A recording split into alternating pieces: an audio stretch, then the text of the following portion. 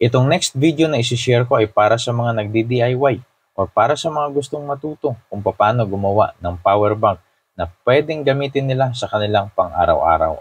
Itong ganitong klaseng power bank ay pwede gamitin pang-charge ng mga mobile phone, pang-charge ng mga gadget na kung saan ito ay gamit na gamit. Usually kung meron kang mga travel, kung meron kayong mga bakasyon, at ganon din sa pang-araw-araw na gamit sa bahay. Pwede itong gamitin pang-charge ng mga mobile phone for emergency purposes. Sa oras ng mga brownout, pwede din itong saksakan ng mga 5 volts na LED light na magsisilbing ilaw. Kung paano ko ginawa ang power bank na ito, narito ang listahan ng mga materyales na ginamit ko. Unang-una, gumamit ako dito ng 32650 na LiPo4 battery.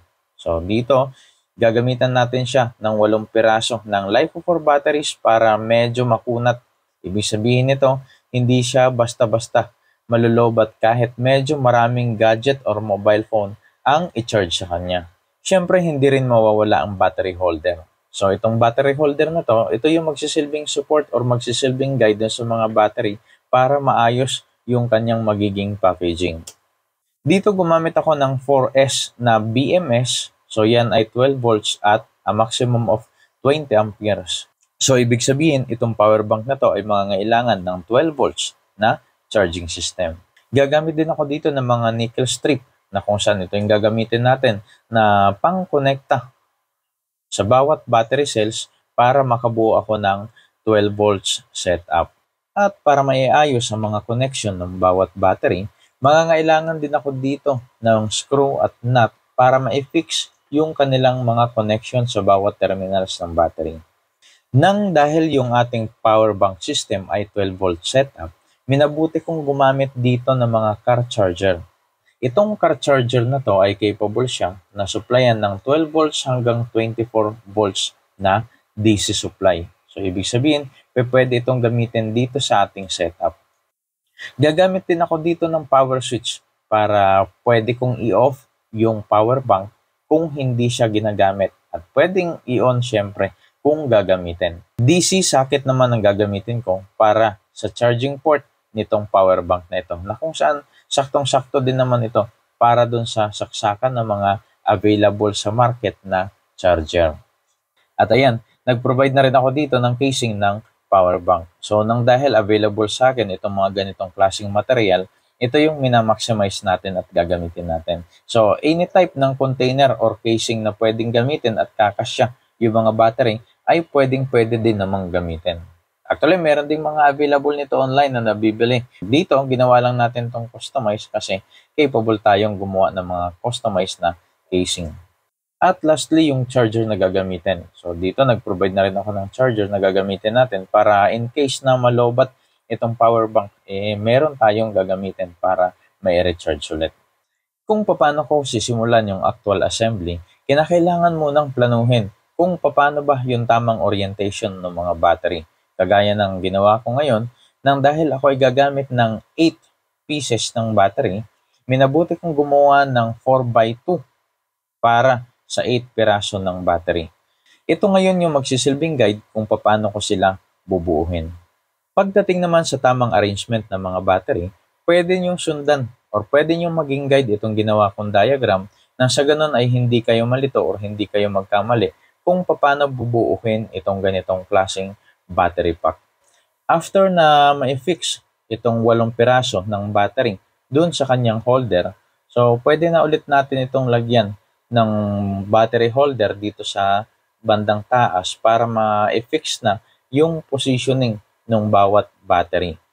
At ang next step na gagawin ko dito ay lalagyan ko na ng connection ang bawat battery na naaayon din dito sa ginawa kong diagram. Always lagi nyo lang i-check or titingnan yung wiring connection sa diagram nang sa ganun ay hindi kayo magkamali. Konting pagkakamali or konting short circuit lang dito sa mga ganitong klase ng battery ay pwedeng mag-cause ng spark, pwedeng mag-cause ng sunog or di kaya ay paso. Kaya mas mabuti na suriin ng maayos pagdating dun sa mismong wiring connection. Ang maling wiring connection dito ay posibleng magsanhi ng sunog at pwede rin itong maging dahilan para totally masira yung mga battery cell. Matapos ma-identify ang connection ng bawat battery, pwede ko nang i-fix ang mga nickel strip. Sa pamamagitan ng tornilyo at nut, ma-fix natin ng maayos yung connection. Kinakailangan lang nating masigurado na mahigpit yung pagkakatornilyo ng bawat nickel strip dun sa mga terminals ng battery. Nang dahil sa hindi maayos na pagkakakonekta ng mga nickel strip sa mga battery terminals, ay pwede itong magsanhi ng malfunction dun sa mismong battery pack.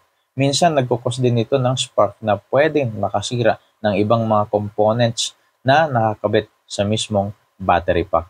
Matapos natin mai-fix, maitornilyo ng mahigpit lahat ng mga nickel strip, ang next na gagawin naman natin ay kinakailangan na nating ipwesto or i-connecta yung gagamitin nating BMS. At ngayon nga, gagamit ako dito ng 4S 12 volts, 20 amperes na BMS na kung saan ito yung akmang BMS na gagamitin para dito sa ating pinaplanong power bank.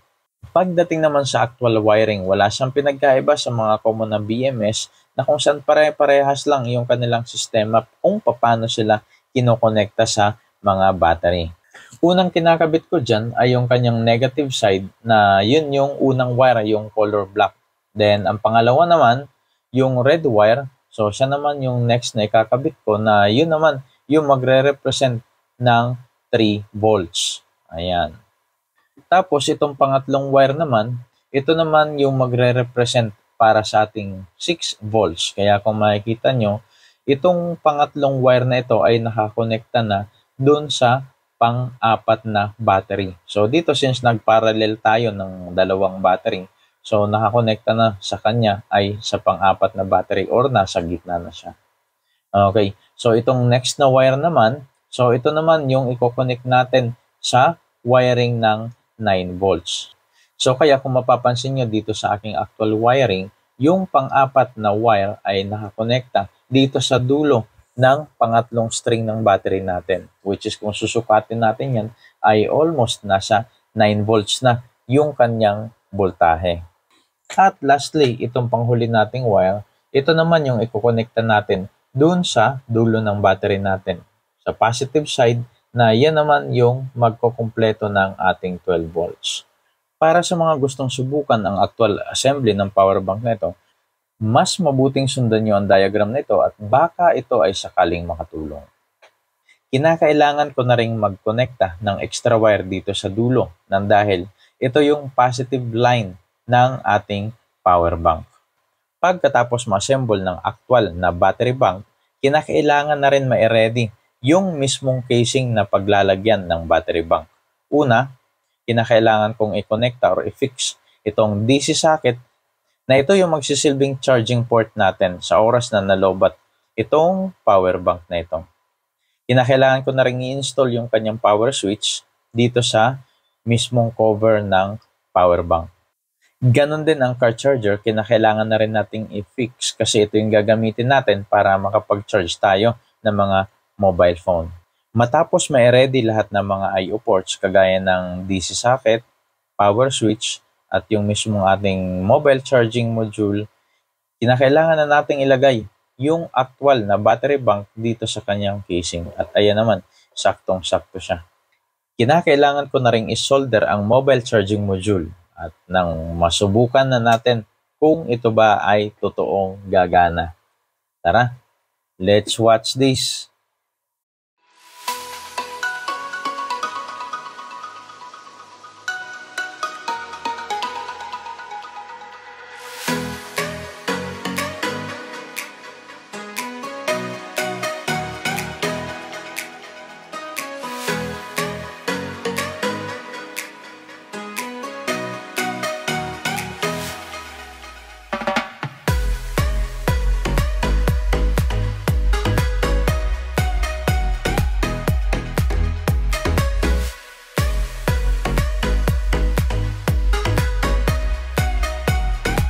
At dito po natatapos ang aking video ngayong araw at nawa ang video na ito ay nagsilbing inspirasyon o di kaya ay nakatulong sa ating mga ka-DIY kung paano gumawa ng power bank. Maraming salamat sa patuloy na pagsubaybay kay AVG Solutions at isang magandang araw sa ating lahat. AVG Solutions. Don't forget to subscribe.